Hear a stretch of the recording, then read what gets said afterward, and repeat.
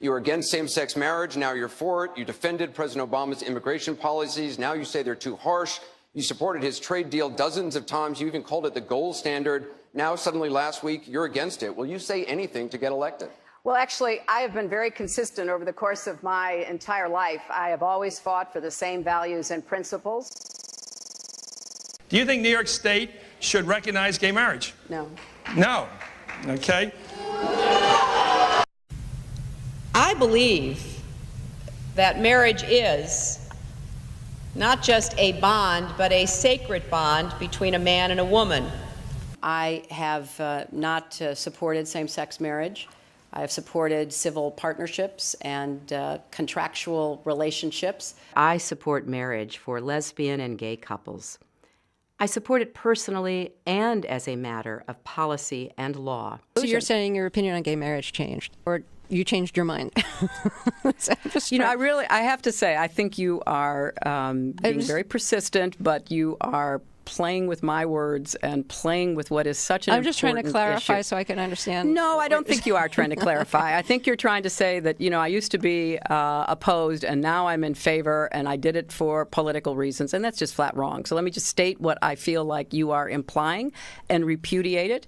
I have a strong record. I have a great commitment to this issue, and I am proud of what I've done and the progress we're making. Yeah, I'm saying, I'm sorry, I just want to clarify what I was saying. No, I was saying that you maybe really believed this all along, but, you know, believed in gay marriage all along, but felt for political reasons America wasn't ready yet and you couldn't say it. That's what I was thinking. No, that is not true. It really is great how long you've supported gay marriage. Yes. I could have supported it sooner. Well, you did it pretty soon. Yeah. Could have been sooner. Fair point. Just in July, New Hampshire, you told the crowd you, quote, take a backseat to no one when it comes to progressive values. I take a backseat to no one when you look at my record and standing up and fighting for progressive values. Last month in Ohio, you said you plead guilty to, quote, being kind of moderate and center. Do you change your political identity based on who you're talking to? No, I think that, like most people that I know, I have a range of views, but they are rooted in my values and my experience. You know, I get accused of being kind of moderate and center. I plead guilty. Just for the record, are you a progressive or are you a moderate? I'm a progressive.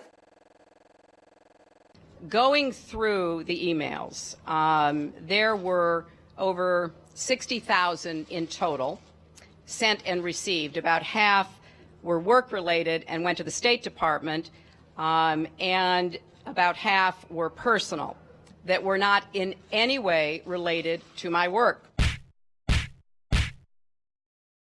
When you speak to the public, you say, I turned over everything. That's, for the most part, a direct quote. When you talk to the public, you say, I turned over everything. 90 to 95% of my work-related emails were in the state system. If they wanted to see them, they would certainly have been able to do so. You know what? That is maybe the 10th time you have cited that figure today. It is. And I have not heard anyone other than you ever cite that figure. Who told you that 90 to 95% of your emails were in the State Department system? Who told you that? We learned that from the State Department in their analysis of the emails that were already on the system. The Inspector General report found that less than 1% of State Department emails, record emails, were captured.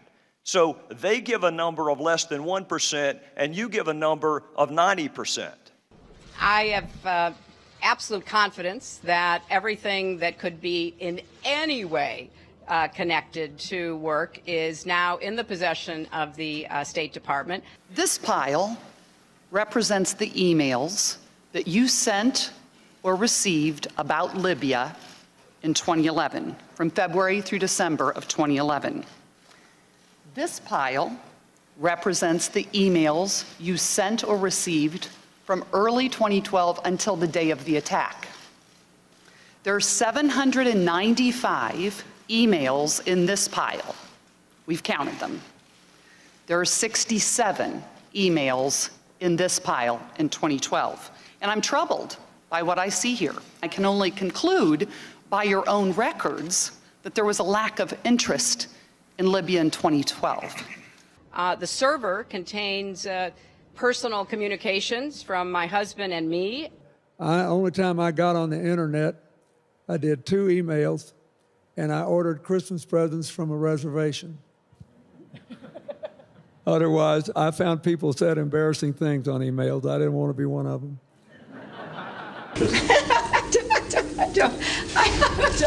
I mean, and how many angels dance on the head of a pin? I have really nothing to. I mean, how do you answer that? I represented Wall Street as a senator from New York, and I went to Wall Street in December of 2007, before the big crash that we had, and I basically said, cut it out. Quit foreclosing on homes. Quit engaging in these kinds of speculative behaviors. Now, who's exactly to blame for the housing crisis? I think there's plenty of blame to go around. Home buyers who paid extra fees to avoid documenting their income should have known they were getting in over their heads. Of course, we have to deal with the problem that the banks are still too big to fail. We can never let the American taxpayer and middle-class families ever have to bail out the kind of speculative behavior that we saw. But we also have to worry about some of the other players. AIG, a big insurance company, Lehman Brothers, an investment bank. There's this whole area called shadow banking. That's where the experts tell me the next potential problem could come from. So I'm with both Senator Sanders and Governor O'Malley in putting a lot of attention onto the banks. And the plan that I have put forward would actually empower regulators to break up big banks. I represented New York, and I represented New York on 9/11. When we were attacked, where were we attacked? We were attacked in downtown Manhattan, where Wall Street is. I did spend a whole lot of time and effort helping them rebuild. That was good for New York, it was good for the economy, and it was a way to rebuke the terrorists who had attacked our country. 9/11 was bad. I agree with that. Time and time again, you hear one thing in speeches, and then you see a campaign that has the worst kind of tactics, reminiscent of the same sort of Republican attacks on Democrats. Well, I am here to say that it is not only wrong, but it is undermining core democratic principles. Since when do Democrats attack one another on universal health care? I've looked at the legislation that Senator Sanders has proposed, and basically he does eliminate the Affordable Care Act, eliminates private insurance, eliminates Medicare, eliminates Medicaid, TRICARE, Children's Health Insurance Program. Just because Senator Obama chose not to present a universal health care plan does not give him the right to attack me because I did. So let's have a real campaign. Enough with the speeches and the big rallies and then using tactics that are right out of Karl Rove's playbook. This is wrong, and every Democrat should be outraged. The Democratic Party in the United States worked since Harry Truman to get the Affordable Care Act passed. So shame on you, Barack Obama. It is time you ran a campaign consistent with your messages in public. Hillary Clinton's attempt to tout her foreign policy experience hounded her again on the campaign trail today. I made a mistake in describing it. She claimed she misspoke last week and was sleep deprived when she described landing under sniper fire in Tuzla, Bosnia, something that didn't happen. But CBS News has found several times in the past few months when Senator Clinton used the Bosnia trip to try to show her international experience. December in Iowa. We landed in one of those corkscrew landings and ran out because they said there might be sniper fire. I don't remember anybody offering me tea on the tarmac when that was happening. Then in February. The welcoming ceremony had to be moved inside because of sniper fire. And last week. I remember landing under sniper fire. We basically were told to run to our cars. Now that is what happened. Some differing accounts of your trip to Bosnia, and I'm wondering if you can clarify. I know you recalled, ducking under sniper fire, and Sinbad in his account, who was on the trip, he said that the most dangerous part was remembering where he was going to eat next. He's a comedian, Jeff. He's a comedian. So you actually recall, hearing gunfire, and were you when we were flying into Bosnia, we came in a evasive maneuver. There was no greeting ceremony, and we basically were told to run to our cars. Now, that is what happened. After CBS News video showed what really happened when she landed and greeted officials, Senator Clinton maintained there were risks, but explained to the Philadelphia Daily News why she was seen on the Bosnian tarmac greeting a young child if it was really so dangerous. I was also told that the greeting ceremony had been moved away from the tarmac, but that there was this 8-year-old girl, and I said, well, I can't rush by her. I've got to at least greet her. So I greeted her, I took her stuff, and I left. Now that's my memory of it. Good to see you. Once again, her memory doesn't match our videotape. She and her daughter Chelsea lingered on the tarmac to greet U.S. military officials, took photos. There was the group of 7th graders on the tarmac, too.